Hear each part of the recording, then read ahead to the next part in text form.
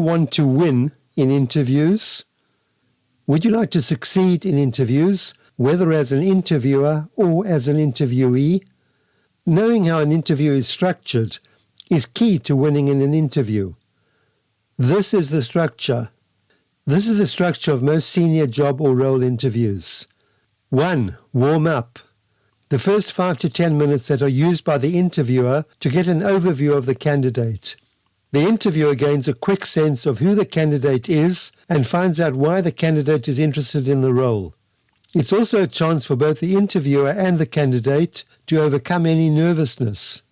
2. First impressions. Both parties will already have collected information about the role. Now they both form an initial impression of the candidate's competency for the role. The interviewer forms a first impression on competency by evaluating the candidate's answers against the needs of the role. The candidate forms a first impression about how the interview is likely to progress and whether the candidate is likely to remain interested in being recruited for the role. 3. Work history. The interviewer reviews the candidate's work history. This means going through every job or role that the candidate has held to find out what the candidate accomplished, what the candidate did not accomplish, what team the candidate worked with, why the candidate took the job, and any recognition that the candidate received for the role performance. Usually the interviewer spends about half of the interview on this topic. 4. Major accomplishments.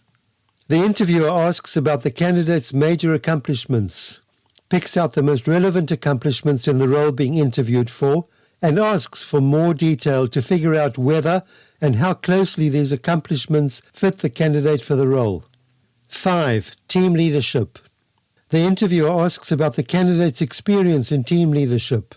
In interviews for leadership-focused roles, the interviewer might spend a lot of time on this issue and also ask team performance follow-up questions. 6. Problem solving. The interviewer probes the candidate's skill in problem solving. The interviewer asks visualization questions. The discussion is about realistic job problems that are inherent in the role being interviewed for, rather than hypothetical situations that may or may not arise. Future foreseeable problems may also be covered to test the candidate's ability to plan ahead and think innovatively. 7. Closure. The interviewer does not end the interview on a non-committal note, but also doesn't give the candidate any final decision. If the interviewer thinks that the candidate is a good fit for the role, the interviewer might use the closure of the interview to start the recruitment process. 8. Re-evaluation. After the interview, the interviewer re-evaluates the first impressions and initial reaction to the candidate, with the later impressions that the interviewer got through the course of the interview. The candidate considers what the takeaway from the interview should be, forms an opinion on whether the role is appealing, and how to react to further development of the recruitment process. Why interview structure matters. Whether you interview candidates for roles, or whether you're applying for roles as a candidate, understanding the interview structure can help to make the interview a success for you.